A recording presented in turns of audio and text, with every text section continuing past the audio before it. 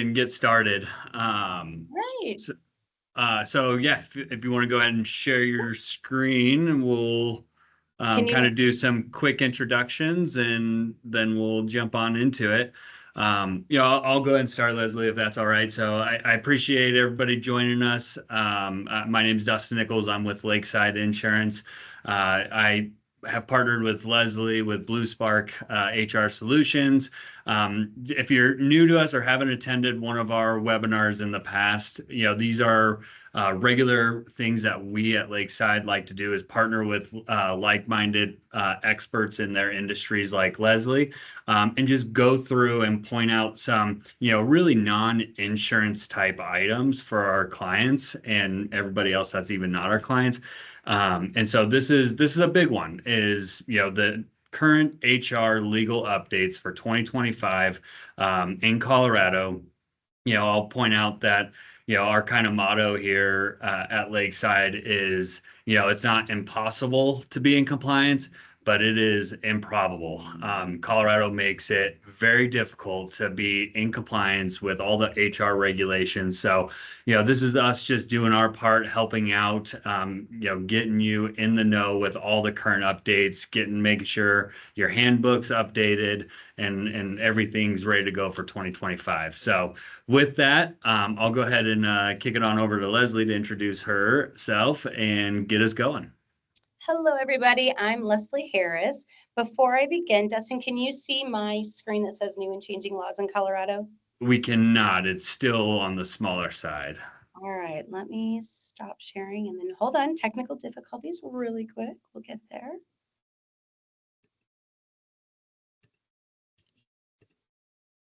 Can you see that? There we go. Yep. All right, all right. Well, today we're going to be talking about new and changing laws in Colorado. But first, I'd like to introduce myself.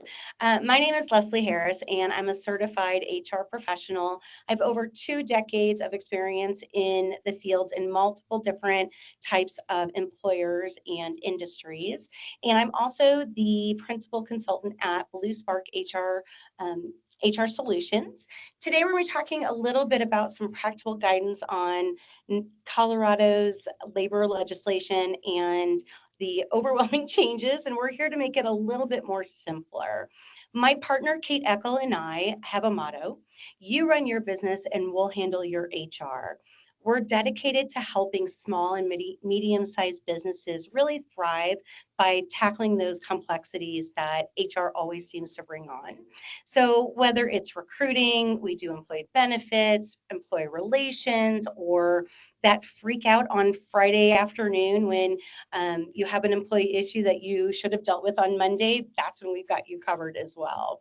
As I said, HR management can be incredibly overwhelming, especially for those small businesses. So from keeping up with state and federal changes to ensuring that you're attracting your top talent, there is no shortage of help that's needed within HR. So we're here to help. We're not here to judge. We will jump in where you need us or jump out when you don't. And as I mentioned, we bring quite a few years of experience at this point.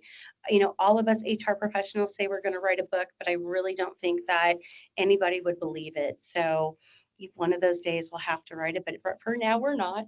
But ultimately, our goal is to be your HR partner and simplifying that process and really helping your business succeed. So let's dive into some of the crazy things that are happening here in Colorado and hopefully make it just a little bit less intimidating. I And really, Leslie, yeah, sorry, if you well, let me jump in real fast. Sorry, I did forget to mention, if we're going to keep this somewhat of a open dialogue, if you have any questions throughout the webinar, throw it in the Q&A section. I'll be monitoring that, and I'll kind of stop it where we can and answer any questions. But yeah, feel free to use that Q&A section. I'll be monitoring it. awesome. All right. So as I mentioned, we're going to provide a overview of labor laws in Colorado. I aim to provide a very limited view because in 30-ish minutes, there's not a whole lot that we can really deep dive into. So As a reminder, this is just for general purposes and is not legal advice.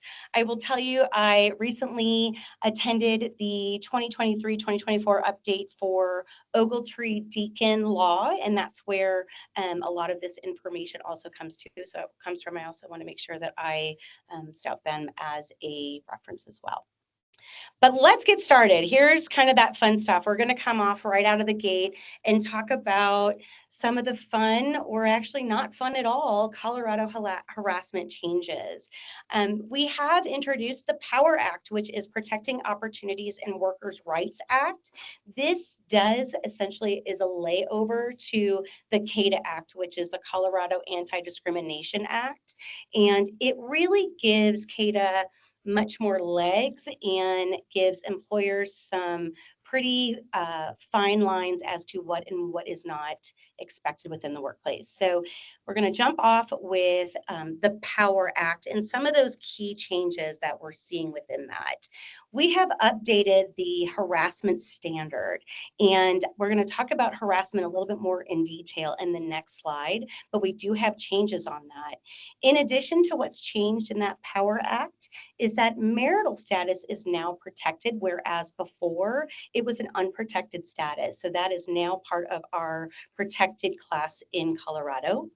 We also have limits on affirmative defense as well. And what this does is this really helps our employers have a little bit of a right hand in saying we want to share in our defense. And what this does is it says if you have a harassment program or some sort of training program that is reasonably designed to prevent and remedy harassment, as well as you have announced it broadly. In other words, your employees have a way to access that information. It wasn't just a one and done class, and if I wasn't there, I don't get this information.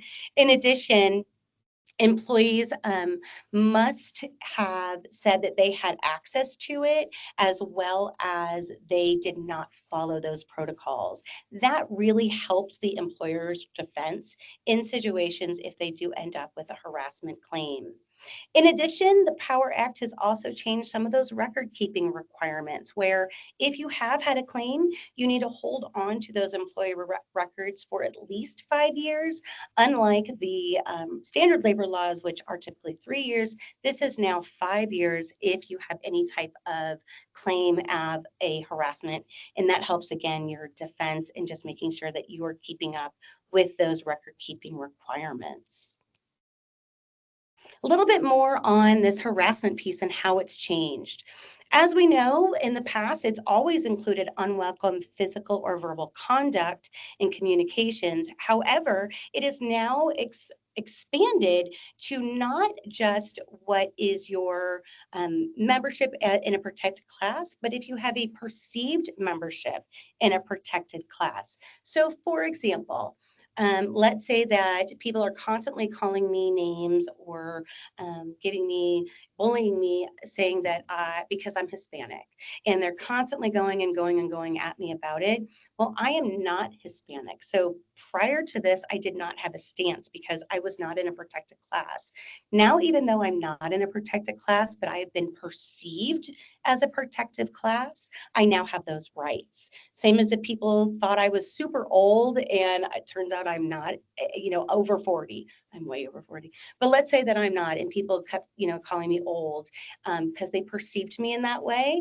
Now, even though I am not in protected class, I have those same rights. In addition, they've added the subjectively and objectively offense, which means the offensive both subjectively to the individual affected and objectively to a reasonable person in that same protected class. So what that means is it's been expanded. It just only if two people think that it's subjective, then it has to be that way. Before it was a little more was less streamlined, where now it's given it some broader terms within that. In addition, a bigger change within that is before it used to say this charge or the act must have been severe or pervasive. Now we are rejecting that. It does not have to be pervasive. In other words, somebody creepily asking you out 15 times. Now it can just be one time. We no longer have to have either that severe piece where something so grandiose happened that we call it now a sexual harassment claim. It can be one time, and that now fits under the standard of harassment claims. In addition, the Power Act also has restrictions on non-disclosures. They are becoming a little bit more tough in our in today's age, and at this point, some say that it doesn't even really have a whole lot of effect anymore to have a non-disclosure restriction. But the way that they have recalculated this act is it must be applied equally to the employer and to the employee. In other words, both of those must be now held under non-disclosures. An employee can disclose the agreement to family, advisors, lawyers, doctors. It goes on and on and on under who those protections are that can actually have those disclosure. And because of that, it's that water has become so muddied that pretty much you can talk to anybody about whatever your non-disclosure is. Employees can disclose facts to agencies and states. The employer can't enforce non-disparagement or non-disclosure if the employer violates that. They now have liquidated damages that must be reasonable and proportionate. So no longer are they just like random numbers that companies or employers have put together. They actually have to have a reasonable number to make a claim. In addition, there must be a signed addendum attesting to this new power compliance, and the agreement is totally void if this is not included, and there are fines if it is not followed as well. So if you do have non-disclosures in your organization, you might want to review those to make sure that they are following the new and updated path. Non-compete agreements, also something that's a little bit more, they're a little more wishy-washy these days, if you will. So there's new restrictions on those non-compete agreements where Colorado has implemented new restrictions to make sure that all types of employees are subject to, I'm sorry, they limit the amount of employees that can be on the type of non-compete agreements. I apologize. Um, but those key forces really of change are enforceability requirements, such as the agreement being no broader than necessary to protect the employer's interests, mandatory disclosure of the terms of the non-compete agreement to a prospective employee before they accept a job offer. So no longer are those kind of the secret documents that happen behind the scenes after that job offer has happened. They need to happen upfront while we're making that job offer so that they are aware that that is part of their job responsibilities and understanding that a non-compete comes with that. There are also penalties for employers now who attempt to enforce unlawful non-compete agreements, including the potential for the employee to recover damages and the attorney's fees. So lots of different things within the non-compete agreements. Again, you might want to consider taking a look at those if you have non-compete agreements that are out there now, making sure that they are valid again under that Power Act. We're going to move now to posting, screening, and transparency rules. For those that are HR professionals, some of these are rules that we have seen in the past, and we have definitely been using them. But what the state has done now is essentially combine some key laws and regulations to really streamline what that enforcement looks like. So before we had separate acts, now the Power Act is essentially an umbrella that has all of these acts underneath it. Those now include things like Colorado Chance to Compete Act, the Social Media and Workplace Rules Act, Equal Pay for Equal Work, Job Application Fairness, and Employment Opportunity Act rules as well. Let's dive into those a little bit deeper. We have had the ban the box in for a while, since September of 2019, when this policy was implemented, prohibiting employers from inquiring about criminal history. We are, as employers, prohibited from stating that a person with a criminal history may not apply in our postings. So we need to make sure those are, sometimes I know Indeed asks, are you open to those with a criminal history? We want to make sure that we are not leaving anybody out and letting people know that, hey, if you have a criminal history, you are allowed to apply. Inquiring into or requiring an applicant's criminal history on an application. I know years ago we used to have that box that said, have you ever been convicted, or, those types of things. Those need to totally come off of your applications. You want to make sure that if you are using a paper application, depending on the type of organization you have, that those are being updated and looked at and reviewed. If you do have any type of criminal investigation or criminal questions regarding that on your application, those need to go. Not only has that been in place since 2019, but as of this year, they now are adding some penalties and fines. And for those employers that have or ask those questions, it is now up to $2,500 for violating that ban the box policy. If you have a background check company that you use, you can also ask them as well regarding ban the box policies and any updates. They typically have some really good webinars and that type of thing that talk specifically about ban the box if that's a part of your organization. Social media, this goes into the category of how did we get here, and how did we even come up with this law? But it must have been one that somebody did it. So now we have some guidelines regarding social media and what we can and cannot ask our employees and candidates.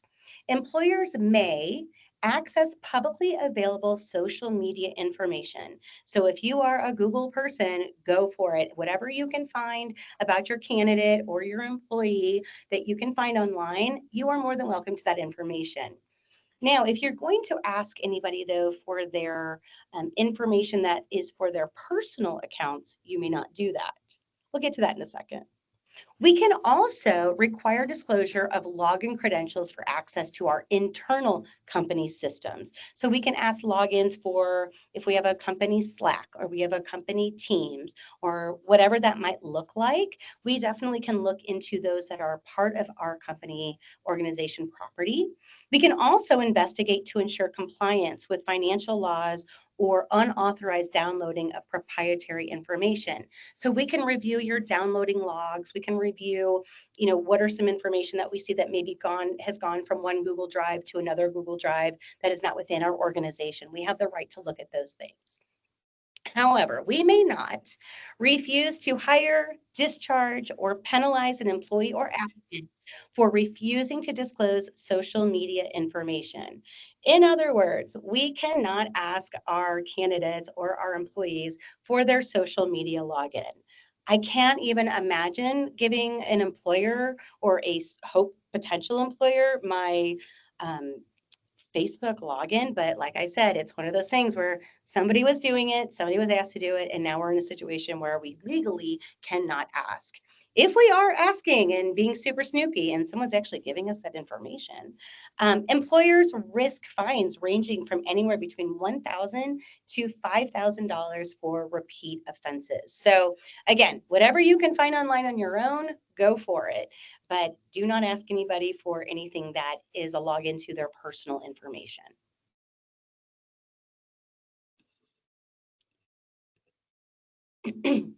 The Equal Pay for Equal Work Act. We have all been hearing about this for quite some time, and they've again kind of put some different regulations and a few more stipulations around it. We'll talk about two different things: pay discrimination and pay transparency. The first one being pay discrimination, and this really shouldn't be new news to many of us, but it prohibits discrimination based on sex by paying an employee a wage rate lower than that paid to another employee of a different sex for substantially similar work. So, for example, if Dustin and I were coworkers and he was making, let's change this, and I was making $30,000 more than Dustin, I know you'd all high five me, but that's not okay. So we have to make sure that, if him and I are showing up and we have the same equal type background and education, we've been working there around the same time, we should be similar in pay, and I shouldn't be bringing home the bank. Yay for me though. However, pay disparities may be justified based on these following factors: a seniority system. So I've been here longer than Dustin, a merit-based system, a system measuring earnings of quantity or quality of production. So I make 50% more widgets than Dustin does, so therefore I get paid the big bucks. Geographic location, as we know, Colorado is an incredibly expensive state, but if somebody were moving to California, we needed to adjust their salary, we could do that for their cost of living.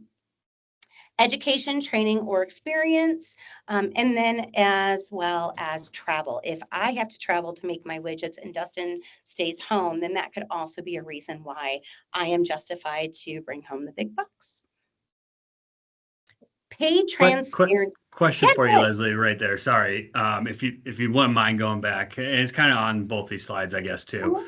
But and not Colorado based, but more federal based with the news of, the removal of the DEI wording and whatnot. So how are you seeing this? And not to put you on the spot, but how are you seeing this potentially impacting the Equal Pay for Equal Work Act, or does really the removal of the DEI not really impact what we're doing as a state already?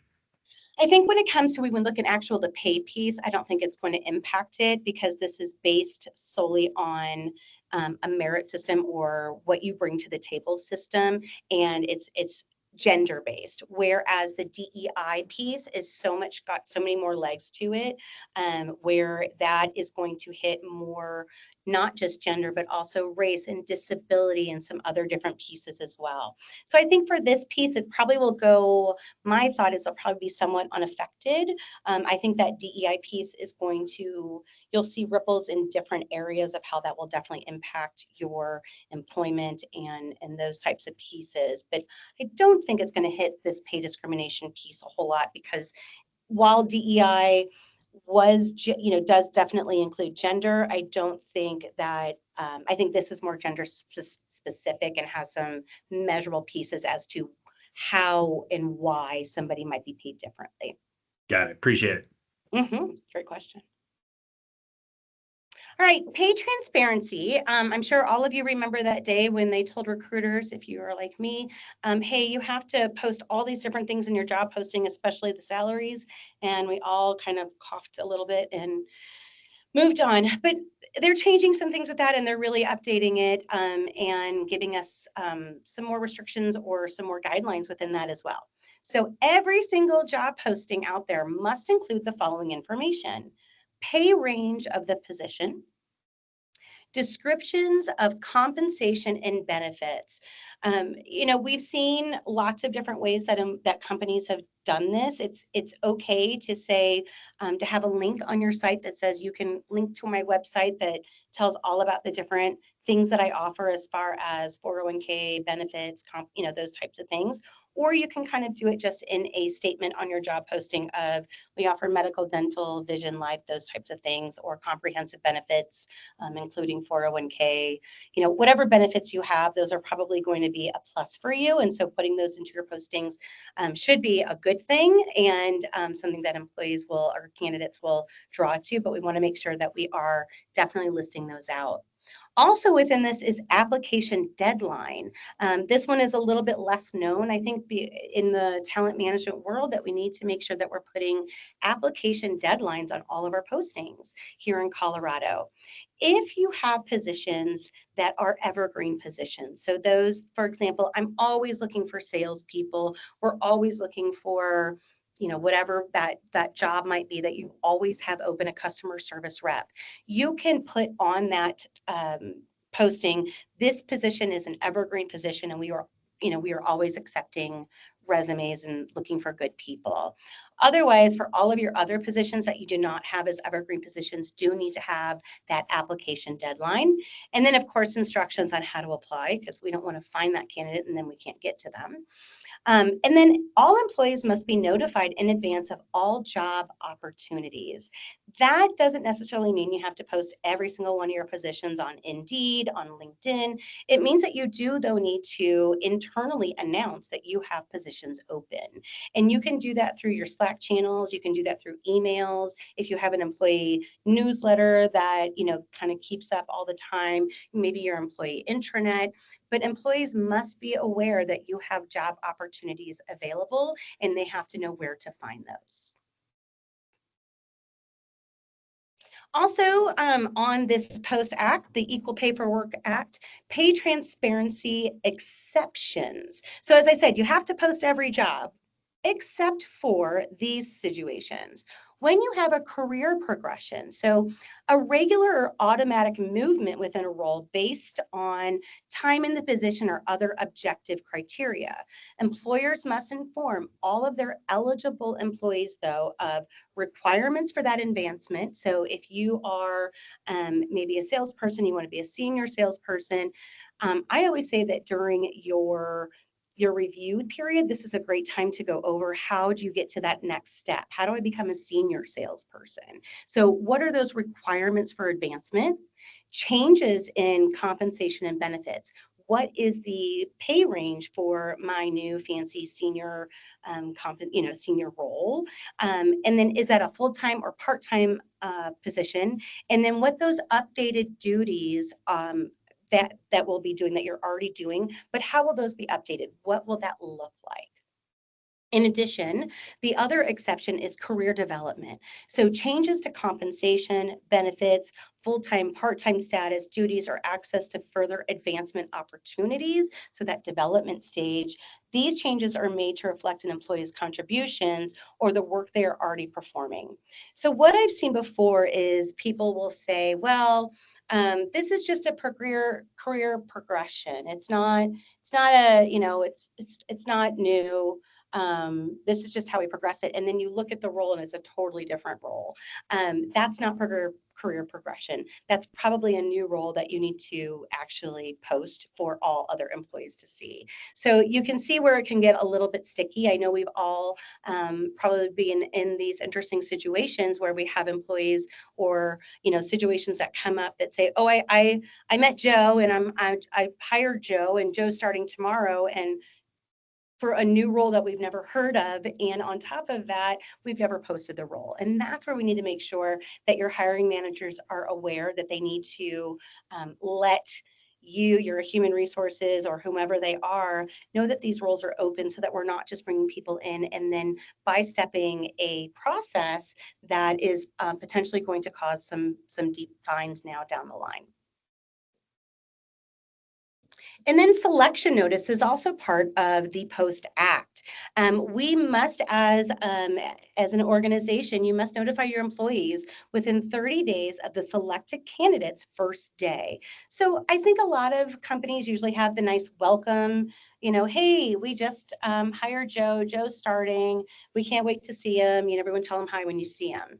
Within those emails or Slack notifications, however you tell your people that that you've got somebody new starting, you need to make sure that you include the candidate's name, the previous job title if they were promoted internally, their new job title, and how employees can express interest in similar roles in the future.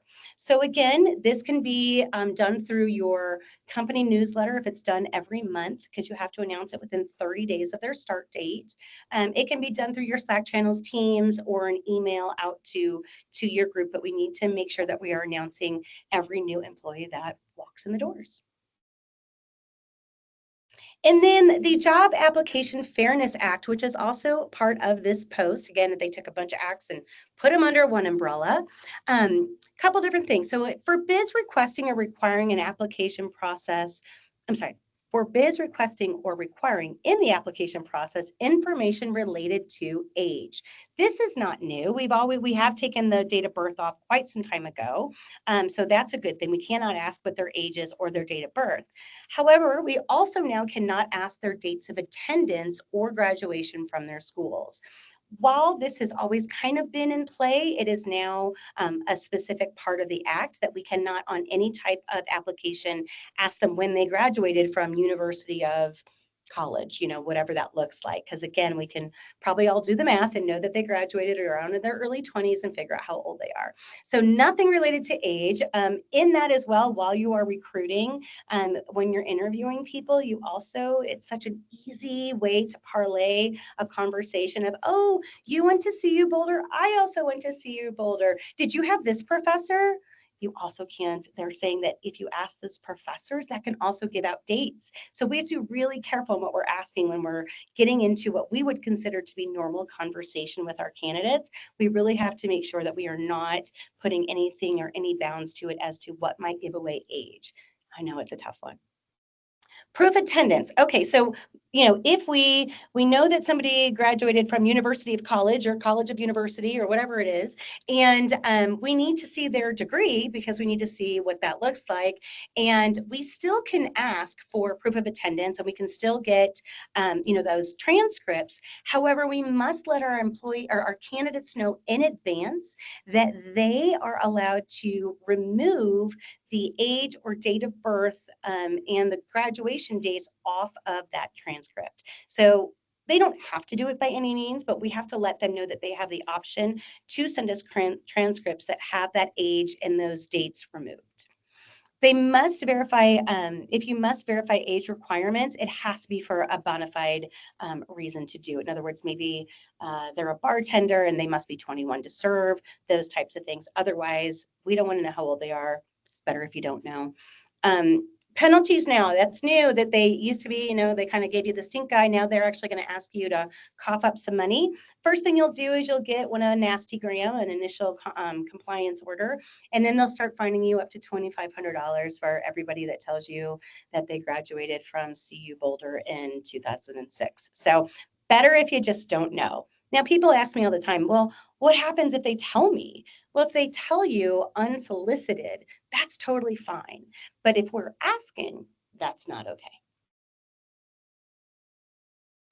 More fun out of the POST Act is our Employment Opportunity Act rules. This isn't necessarily new, but again, we now have penalties for those violations, as well as we actually have it now under a separate act, which it limits the employer the use of consumer credit information unless it is substantially related to the job. So those might be high-level executives, somebody that involves things like business control, fiduciary duties, financial access, or authority. Maybe it's a position with a bank or a financial institution, something that has a federal contract. Other than that, it's probably best if we don't know their credit history. And then again, we will ask for $2,500 every time you do want to find that out.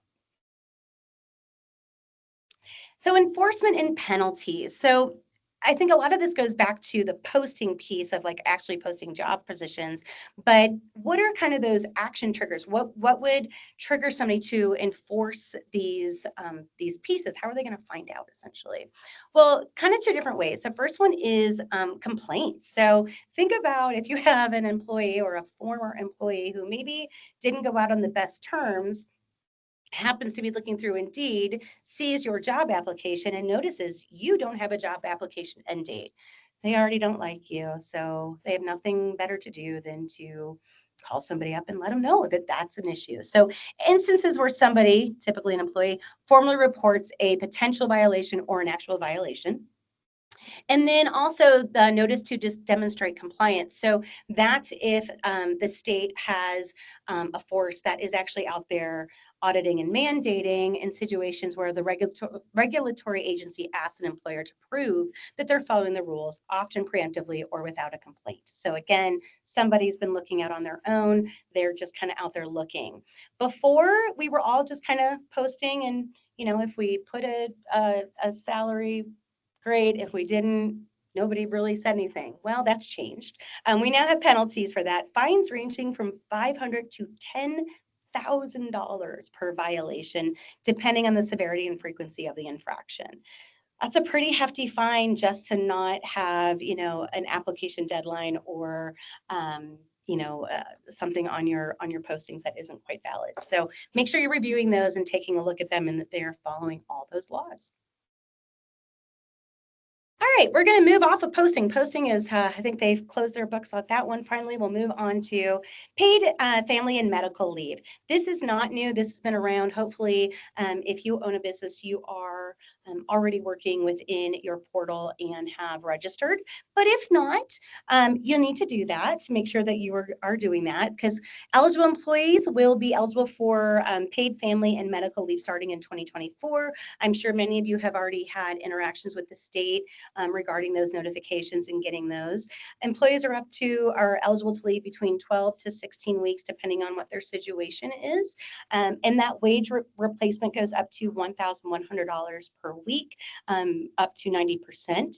And again, as you are hopefully aware, that funding does come through both your payroll taxes and your employee taxes. So make sure that you are signed up, which says here right now, this is your responsibility for that PFM or the PML, I'm sorry, FMLI.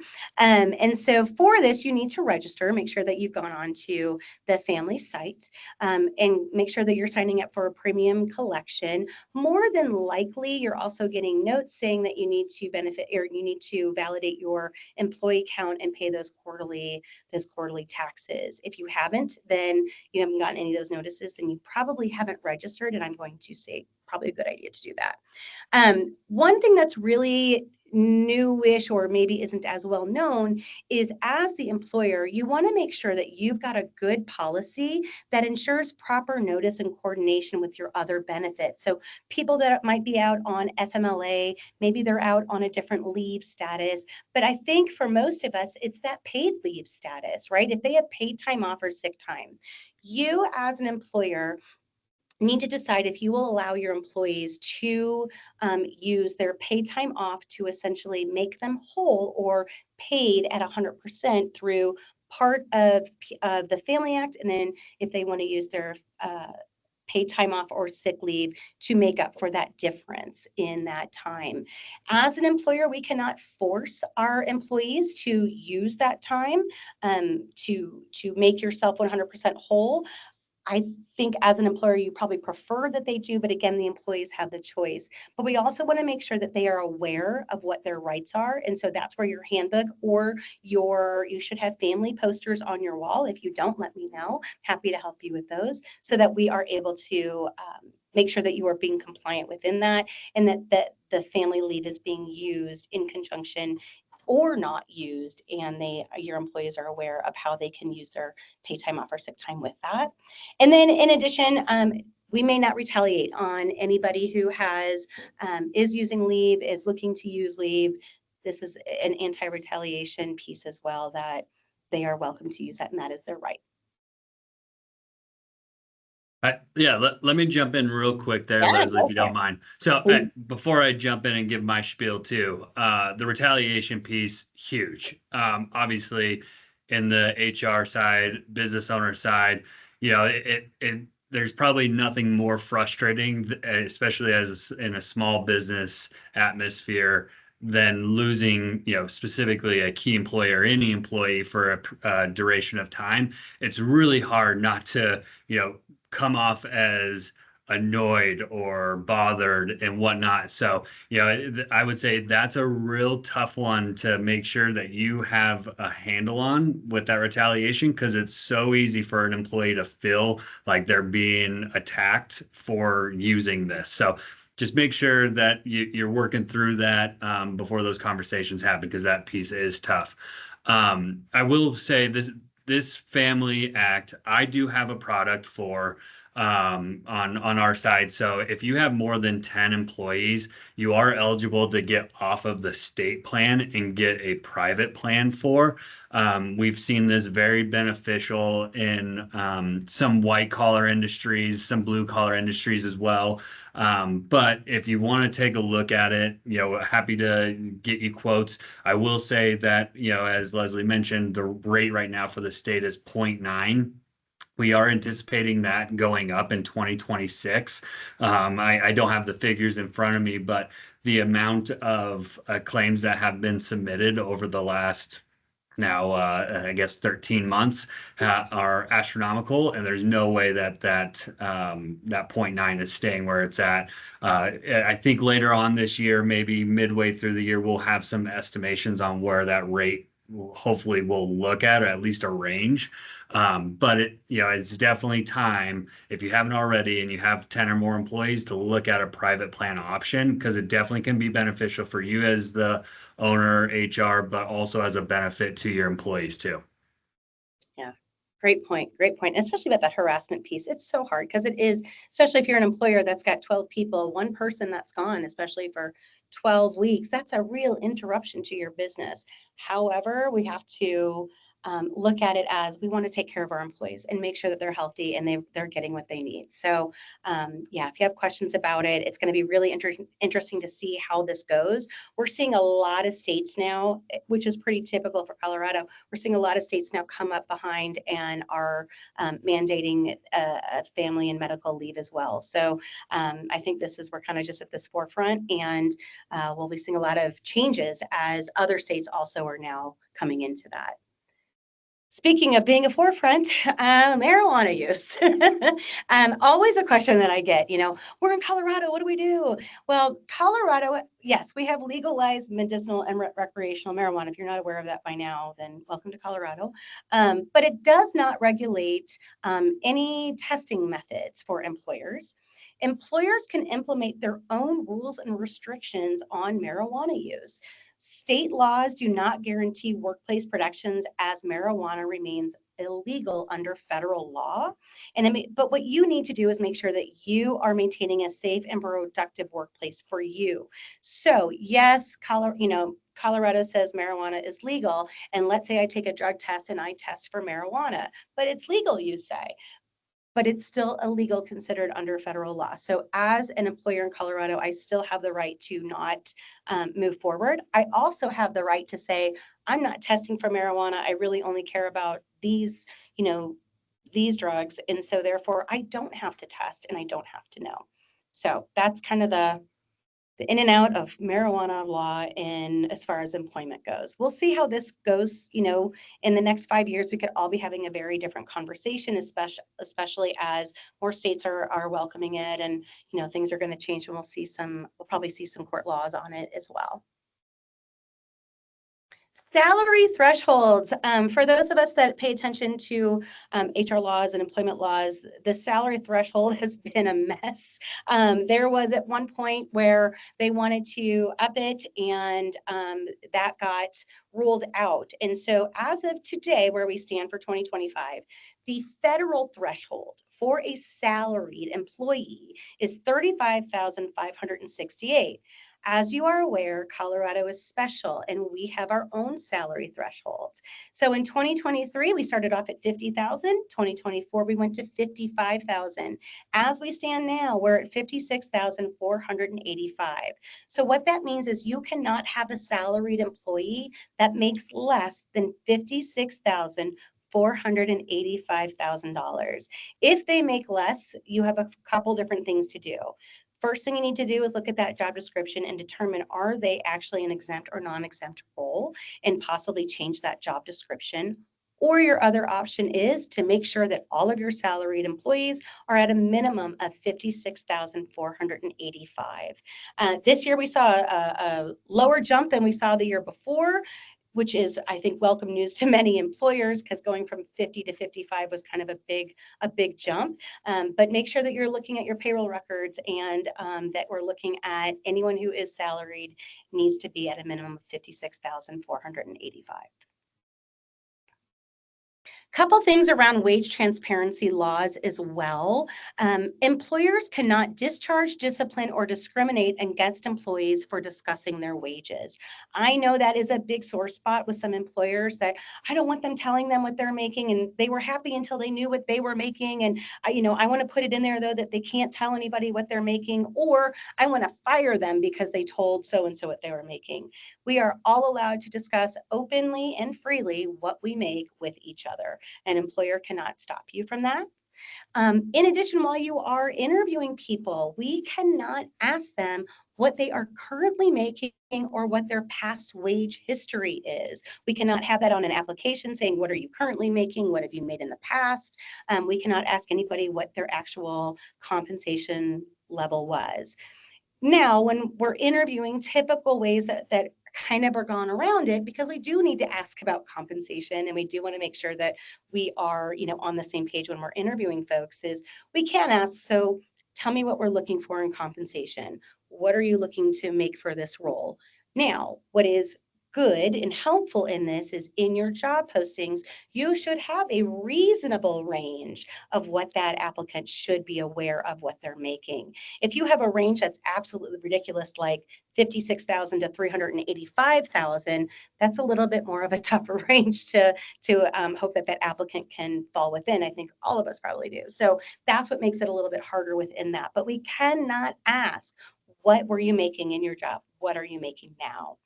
And these are in place really to make sure that we are giving everybody a fair shot. We don't want, I think it all has to do with these equitable laws and making sure that we're paying people equitable for the job, and we are not basing our compensation on past compensation history. I know that has worked for and against employers in the past. So now we're all on the same wage laws, and therefore, hopefully, people are paid for the position that they're in.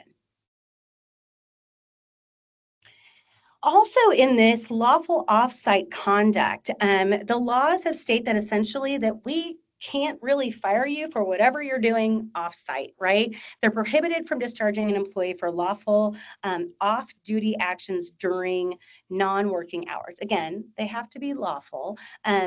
Depending on what it is, though, you might. If it's a bona fide reason for the job, then it might come into play where you actually are able to term them. You can also terminate an employee for off-duty contact or conduct if it creates a conflict of interest or the appearance of the conflict of interest. So, for example, let's say Sarah is a delivery driver for our company. Her job requires her to operate company vehicles safely, and responsibility is a core part of her duties. Off duty, she got busted for a DUI, and she got her license taken away. Well, even though that was off duty and it wasn't on our property, wasn't using any of our things, because her job requires her to have a license and a clean MVR, we are able to actually terminate her for that piece. So if you're looking at terminating for possible offsite conduct, make sure that you are engaging either an HR professional or an employment lawyer to make sure that you are not terminating for somebody for causes that they didn't need to be termed for. And then I always like to throw in the Crown Act because it's important these days. The Crown Act stands for Creating a Respectful and Open World for Natural Hair Act. And really what this means is that we have protected hairstyles.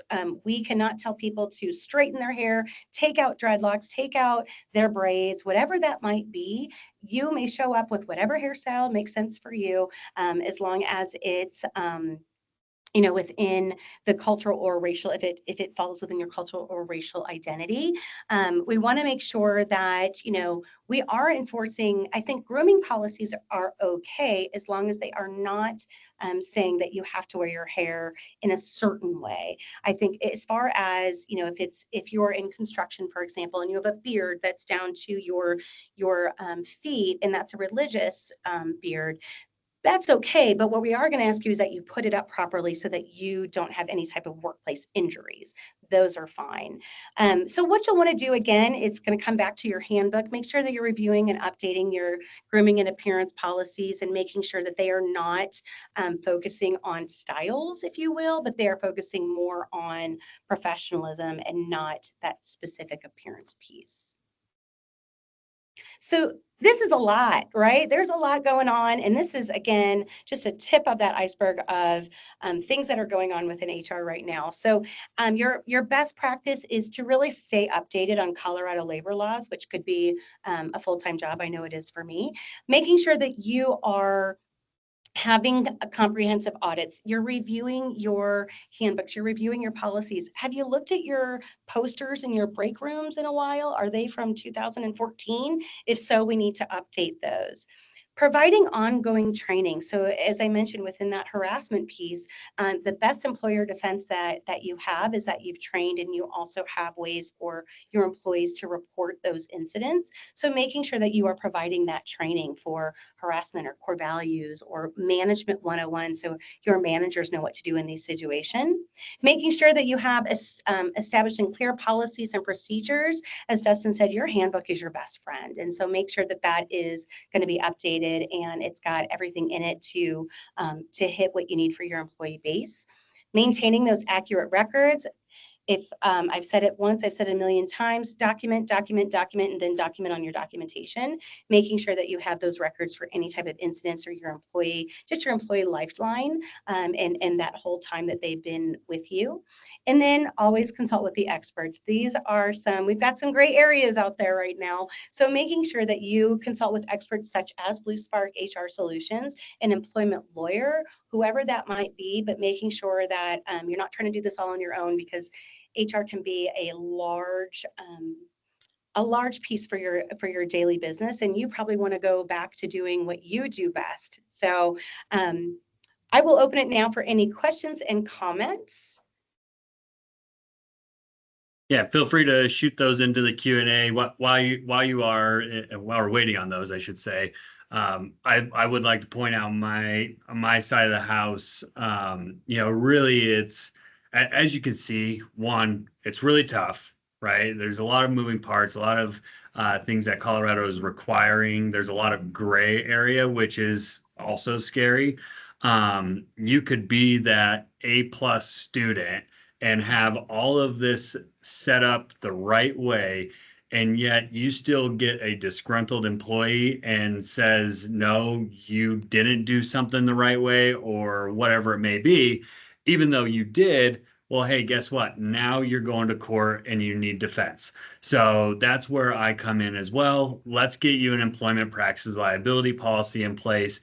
Just because that you're confident that you have all these action items in place doesn't stop an employee from suing you. So let's get that EPL, employment practice liability, place to protect you, to cover those defense costs if something does happen. But also, if you do end up missing a step and you are negligent, this covers the settlement as well. So let's look at something to just protect you, give that peace of mind. The final step, if they are do come across the line here and need to go to court, that's the final piece to protect you. Yeah, being proactive is going to be your best bet. Absolutely. Well, I'm not seeing any questions in the Q&A, so I'm going to take that as you did a great job, Leslie, in answering everybody's questions right off the bat. So I appreciate your time. Awesome. Well, thank you everybody for coming. If you need anything, this is my information. Please feel free to reach out, call me, email me, find me on LinkedIn, and more than happy to help. Great. All right, Leslie, why don't we go ahead